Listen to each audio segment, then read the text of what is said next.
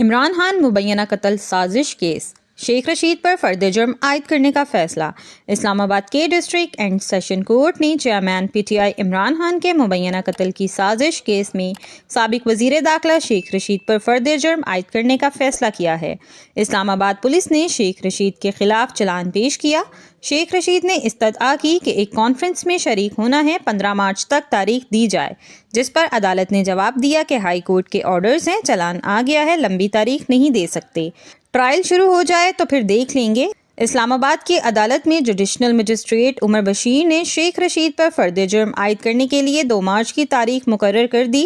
گزشتہ روز عوامی مسلم لیگ کے سربراہ و سابق وزیر داخلہ شیخ رشید نے کہا تھا کہ میرے گھر میں ڈکیتی ڈالی گئی، ڈاکو پولیس کے روپ میں چیزیں لے گئے، ان سے کہتا ہوں یہ چیزیں واپس کر دیں ورنہ میں ان کے خلاف مقدمہ درج کرواؤں گا۔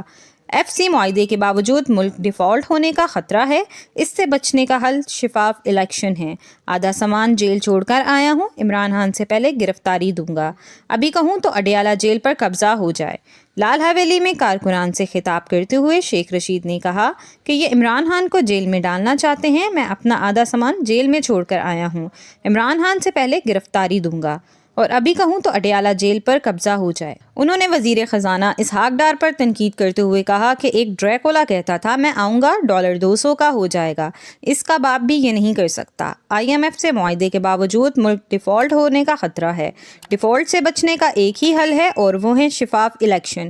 شیخ رشید نے نون لیگ کی چیف آرگنائزر کو مخاطب کرتے ہوئے کہا کہ مریم بی بی آپ کا بیانیہ تو گھر میں بھی نہیں مانا جا رہا، آپ پہلے اپنے شوہر کو تو اپنے ساتھ ملا لو، اگر حکومت تمہاری نہیں تو جرأت کرو اور نام لو۔ پلیز ہماری ویڈیو کو لائک کیجیے گا، چینل سبسکرائب کیجیے گا اور بیل آئیکن کو کلک کرنا مت بھولیے گا تاکہ مزید معلومات کا سلسلہ آپ تک جاری رہے۔